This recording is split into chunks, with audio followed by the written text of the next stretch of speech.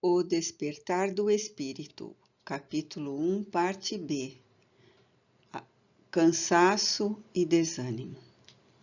O desânimo, qual ocorre com o cansaço, pode ser resultado de vários fatores, enfermidade orgânica, gerando perda de energia e, por consequência, de entusiasmo pela vida.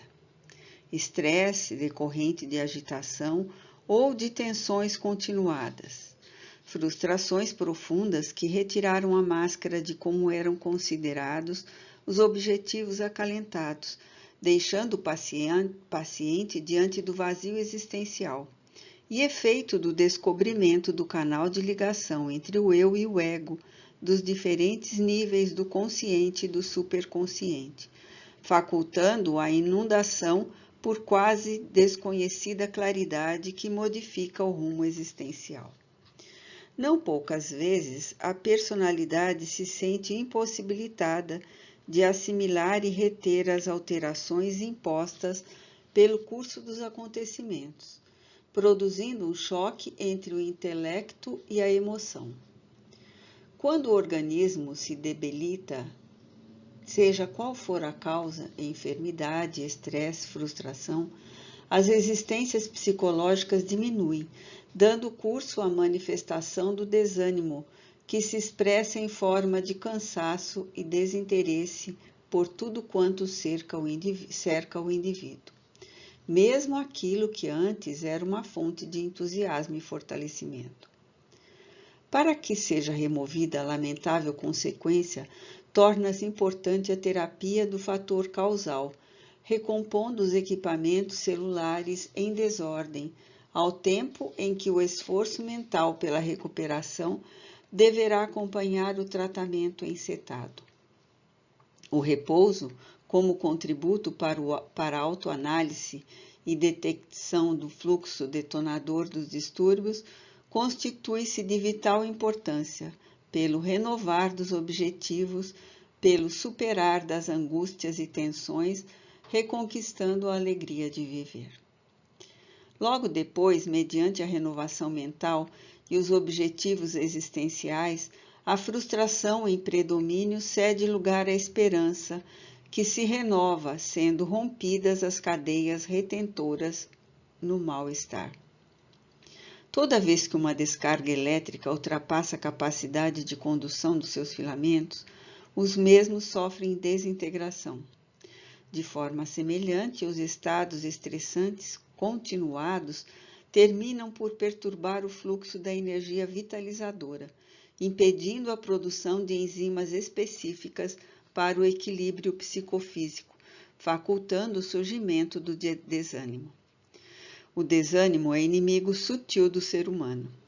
Instala-se-lhe ao pouco e pouco, terminando por vencer as resistências morais que se sentem desestimuladas por falta de suporte emocional para a luta. Nesse sentido, nunca será demais recordar o contributo da oração por favorecer a canalização de energias superiores que vertem da divindade em direção do indivíduo em atitude receptiva. Ressurgem-lhe inicialmente momentos de euforia e bem-estar, que, embora rápidos, se vão fixando e tornando-se habituais, até preencherem o vazio interior, reconvocando-o para o equilíbrio necessário à manutenção da saúde mental e emocional. A repetição desses estados gentis restitui a alegria de viver, oferecendo-lhe metas saudáveis e renovadoras que o enriquecem de paz interior. Outro sim, o descobrir do canal interior que proporciona a ascensão de nível emocional, facultando a identificação do eu e suas infinitas potencialidades, proporciona dois estados muito especiais no comportamento psicológico. O primeiro, feito de exaltação agradável, pelo conduzir a estados alterados de consciência, que facultam a identificação de fenômenos anímicos e mediúnicos, abrindo espaços mentais e emocionais de extraordinárias proporções. O segundo estimulando o desinteresse pelo que antes constituía-lhe significado de primacial importância, sugerindo a fuga consciente do mundo, cujos riscos são inumeráveis. Nenhuma realização pode ser alcançada através de processos agressivos à realidade ambiental, onde todos se movimentam. A superação dos seus constrangimentos e imposições deve ser empreendida sem que, no entanto, se faça fundamental alienar-se em forma de busca de outra realidade, que será quimérica, porquanto não foram solucionados os enigmas internos nem esclarecidas as necessidades reais.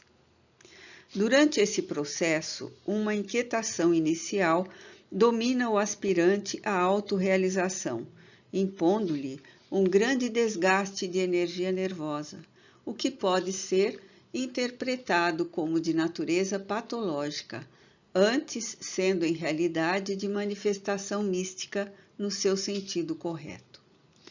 Nesse estágio do encontro com o eu, a personalidade descobre as respostas para muitos conflitos, esclarecimentos para as dúvidas, inspiração para a conduta, ampliação dos objetivos humanos, sociais, artísticos e espirituais. Tal vivência, todavia, é muito penosa, porque altera completamente a consideração em torno dos valores até então aceitos, propondo novos investimentos em atividades dantes nunca pensadas.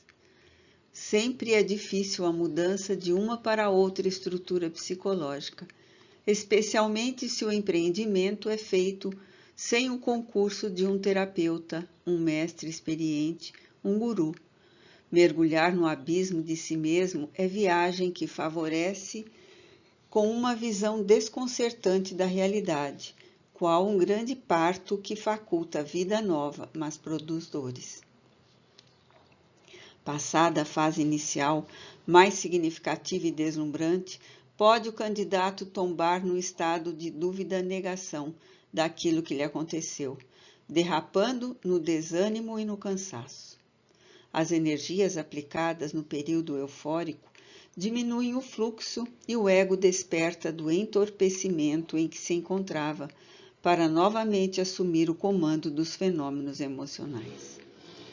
Surgem, então, os períodos de críticas acerbas e de contestações sobre a validade da ocorrência, bem como conclusões apressadas, com caráter negativo, tentando reduzi-la a patologias alucinatórias, como havendo sido crises de delírios ou de fantasias exacerbadas. Apesar disso, a visão de plenitude, a evocação de belezas e aspirações que foram vividas não desaparecem, produzindo amadurecimento calmo e profundo no ser, com um renovado desejo de que voltem a acontecer. Vez que outra, novamente se abre o canal de ligação e a experiência transcendental se dá, passando a constituir emulação para a conquista de um estado permanente e nunca de transitória duração, que, sendo assim, efêmera, deixa amargura no íntimo. Nesse estágio, torna-se indispensável que o indivíduo se esclareça quanto à ocorrência, demitizando-a e fazendo ruir o arcabouço do sobrenatural, que quase sempre acompanha as experiências mais profundas da individuação da completude.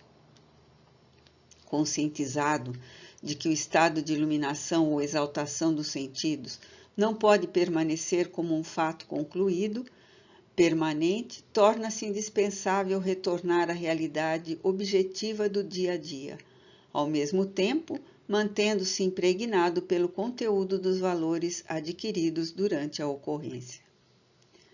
Quando alguém atravessa um campo plantado de lavanda ou de qualquer outro vegetal perfumado, mesmo após vencido o espaço, continua com o aroma fixado no corpo e na pituitária especialmente. Assim, ocorre em relação às experiências em torno do despertar espiritual a respeito da vida no seu sentido e significado mais exato quão profundo. Vencer o desânimo e o cansaço, quando quer que se apresentem, decorrentes de qualquer fator, é o investimento que deve ser feito imediatamente, de forma que a busca da plenitude não sofra solução de continuidade ou adiamento para ocasião não definida, que pode resultar em nenhuma futura tentativa. O ser psicológico é alguém em constante transformação para melhor, porquanto o eu real é de natureza eterna e deve ser descoberto quanto preservado, por constituir-se a meta essencial da existência terrena. Perda do sentido ético existencial. O indivíduo possui, mesmo que inconscientemente, o germe do sentido ético da existência terrena. Chispa do psiquismo divino, que traz no âmago do eu profundo esse embrião que se desenvolve na razão direta em que o conhecimento e a emoção predominam sobre os instintos primários, abrindo espaço para a razão, o discernimento, a evolução. Como a sua marcha é ascensional, cada passo dado significa experiência nova que se lhe incorpora, facultando-lhe experimentar novos desafios. Desenvolvendo mais a personalidade que a individualidade que vê-se compelido em manter a aparência que torna os seus conflitos despercebidos dos demais membros do grupo social, sem que os solucione ou se resolva por enfrentá-los de maneira objetiva, consciente da sua existência. Posterga, quanto lhe é possível, o autoenfrentamento, pensando em apagar as tendências, os impositivos emocionais não atendidos, que se lhe transmudam em pesadelos ou fantasmas sempre presentes, não obstante ignorados. Enquanto os seus esforços por granjear valores amoedados e posição social, amigos e relacionamentos agradáveis à sua volta, trabalho e emprego mediante os quais se possa manter e a família, quando a tem constituída, crê-se livre dos tormentos que se derivam das insatisfações não corrigidas, dos conflitos sofridos na fase perinatal, em torno da sua aceitação ou não no seio familiar, da infância mal vivida ou das heranças de existências pregressas das quais procede.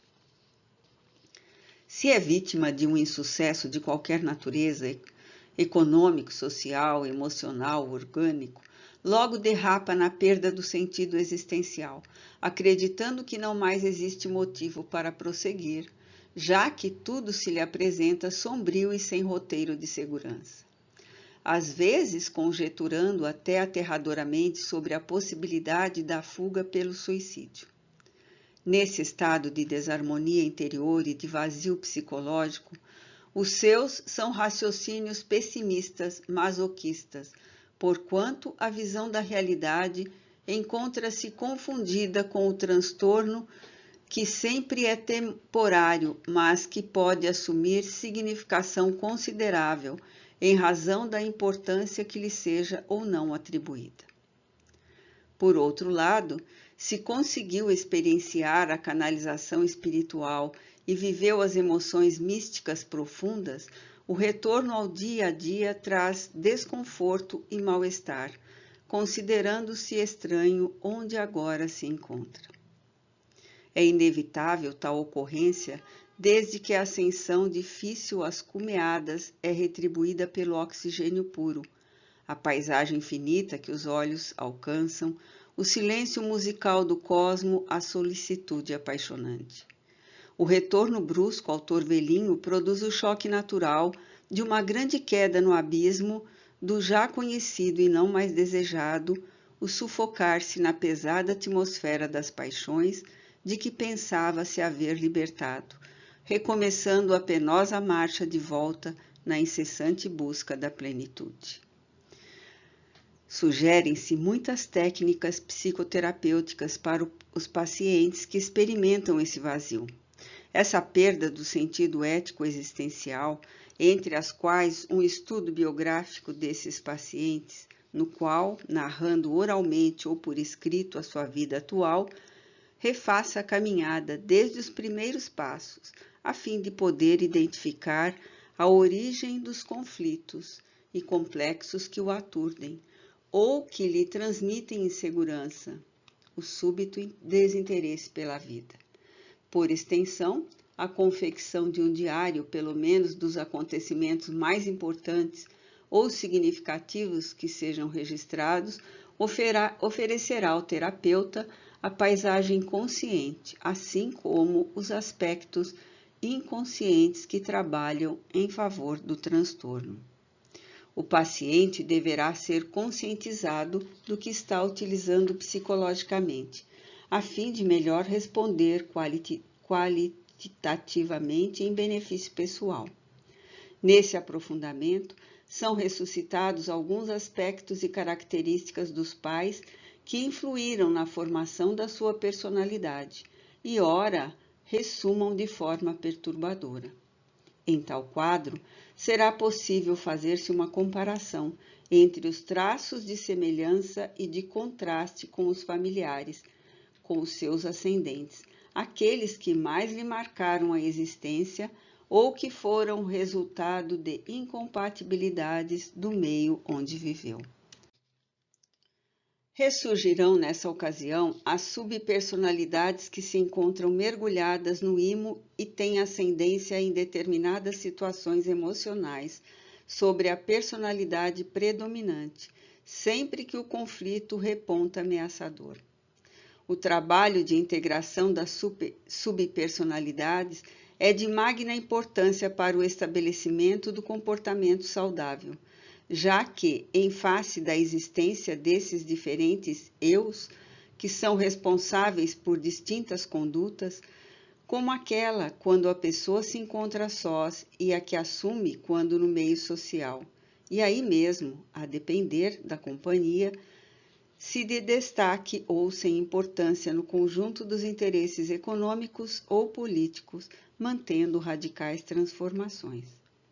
O mesmo ocorre quando no lar ou no escritório, com amigos ou com desconhecidos, oportunidades nas quais as atitudes fazem-se muito diferenciadas, demonstrando que vários eus se sucedem, cada qual assumindo um papel de importância conforme a necessidade do momento. William James, o psicólogo pragmatista americano, foi dos primeiros a registrar essa ocorrência, conforme sucedeu com o fisiologista francês Pierre Janet, ao apresentar a tese das personalidades múltiplas ou secundárias. A busca da autorrealização não pode ser interrompida em razão dos episódios menos felizes que fazem parte do processo de crescimento moral e espiritual. Renovada a aspiração de liberdade e de nova experiência, os traços psicológicos do paciente vão se alterando para o equilíbrio, enquanto supera os conflitos e reduz as subpersonalidades, passando a vivências menos conflitivas e mais gratificantes.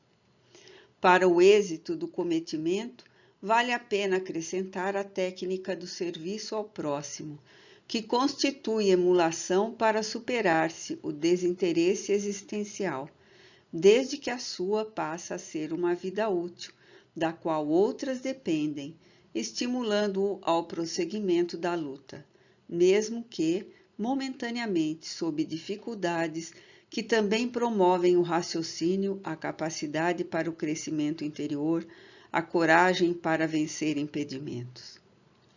Quando alguém não enfrenta desafios, jamais amadurece psicologicamente, mantendo-se na fase lúdica e fascinante da infância, sem sabedoria nem consciência da sua realidade existencial. Toda vez, portanto, que se desenhem sombras perturbadoras nos painéis da emoção, trabalhando contra os valores éticos da existência, dever, realização, trabalho, alegria, inspiração para o belo e o útil, crepúsculo interior, necessidade de autopunição ou episódios de autocompaixão, torna-se imprescindível buscar o recurso terapêutico, mediante o trabalho interior de renovação dos valores e ideais esposados, ou recorrer ao auxílio técnico do psicoterapeuta, capaz de reativar os centros de vida, momentaneamente submersos no mar encapelado dos conflitos.